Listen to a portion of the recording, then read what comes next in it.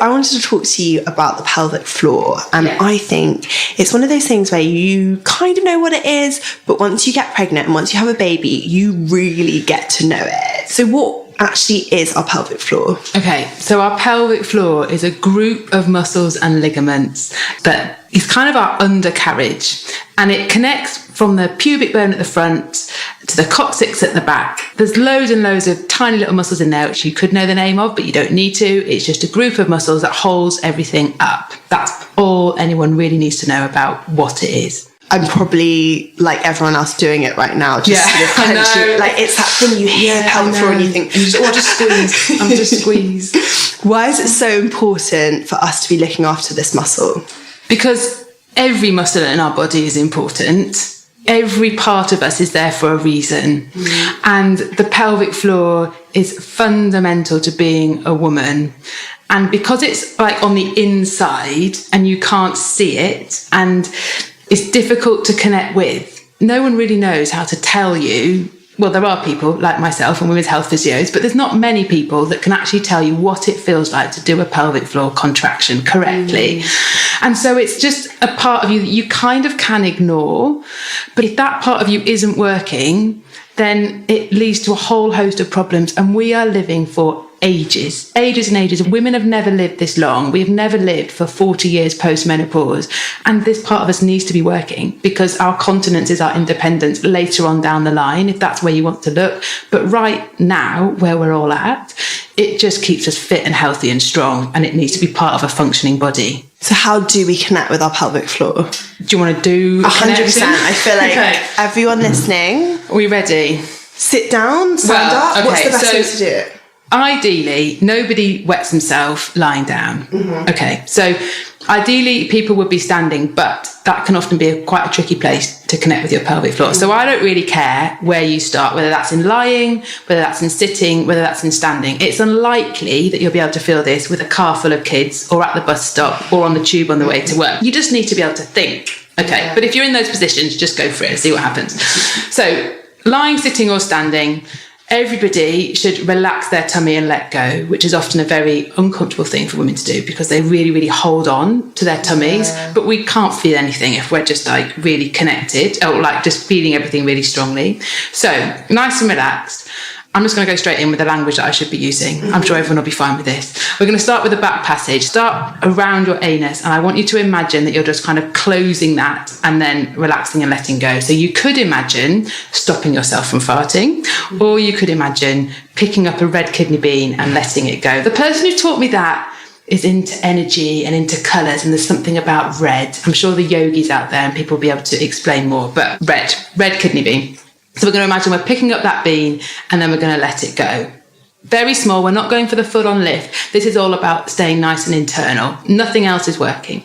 So we picked up the bean, let it go, picked up the bean, let it go. And then I want you to pick up the bean with your vagina as well. Okay, so we're going to kind of go from the back passage to the front and then let it go. And those are your like exterior muscles. Okay, so there's sort of 3 layers to the pelvic floor. There's the bits on the outside, the middle bits and the inner deep bits, but you kind of have to sequence them up. Okay. So we've gone back to front, and the drop and let go is really, really important. If you just tighten, you end up with a really super tight pelvic floor, which is no good to anybody because it just won't work. Right, so we've gone back to front, and then we're relaxing, letting go. And then from there, you're going to sort of pull up inside. So we've got the connect, and then we're going to pull up inside, and then we're going to fully relax and let go. So we've got the back, front, pull up inside. And it might be that you're like sucking up a pea through a straw. It might be that you're sucking up spaghetti through your bottom, which is such a strange thing to visualize, but for some reason it works really well. But either way, we've got that connect and draw up inside and fully relax, let go. And you might feel that really well in lying and not feel it in standing, but you just have to progress up. So we get there in standing. Amazing. And I kind of feel like I'm doing it as a Mexican wave. Is that correct? The right thing? Yeah, that's really, really good. That is perfect. What some people out there will be feeling is that their glutes just twitch a wee bit, especially if you're stood up or your abs want to kind of join in the mix.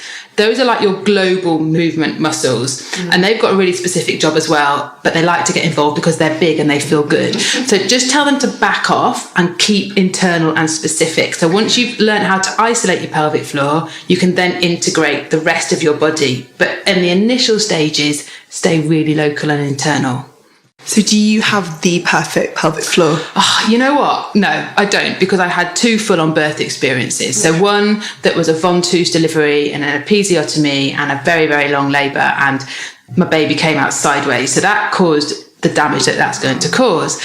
And the second one was very, very quick, an awesome birth, but very, very quick. And also, I train about 50 women a week to do their pelvic floors. And up until very recently, I was doing their pelvic floor exercises with them. And I got to a point where I started leaking, and I was like, oh my God, I can't leak because I'm a pelvic floor expert. And so it was because I wasn't relaxing and letting go. I was doing too much training, and people that do too much connect, and they just think more is more. And if you're desperate to get your, I hate this term, but your pre-baby body back, for me, that's a nonsense term, but it's used.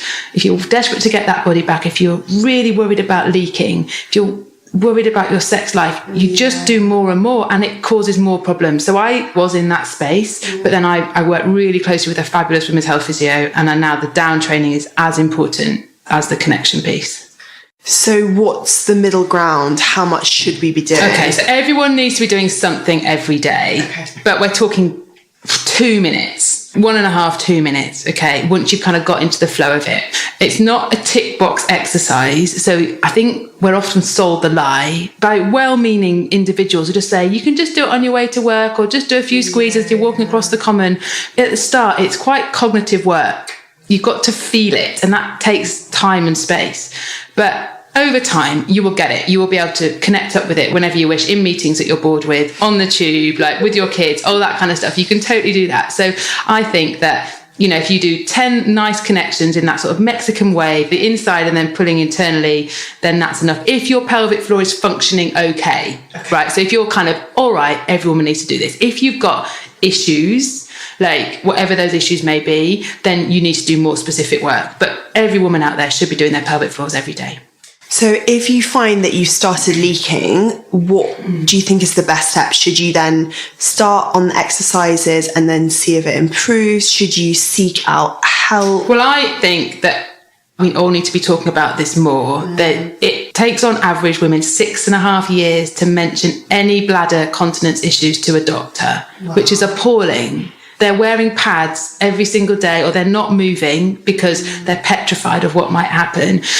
And so I would say you need to learn about your body. You need to learn about your body, not what other people are doing, but you have to feel it. You have to kind of go, is it happening with your cycle? Is it hormonal? Is it does it happen around the time of the month, which is very, very common? Is it, obviously coughs and colds related? Is it bladder and bowel irritant related? And just start to try and track why it's happening and see if you can work out if anything's correlated with it. I always feel with my approach to women's bodies is you do what you can do first. And most people have this knowledge. So most people know that they need to have a look at their sleep. They need to have a look at their hydration. They need to be eating reasonably well. They need to be doing their exercises. And if you're kind of doing more or less everything right, you're not living a perfect life, but you're kind of doing more or less right, and you've still got issues, then 100% go to your GP.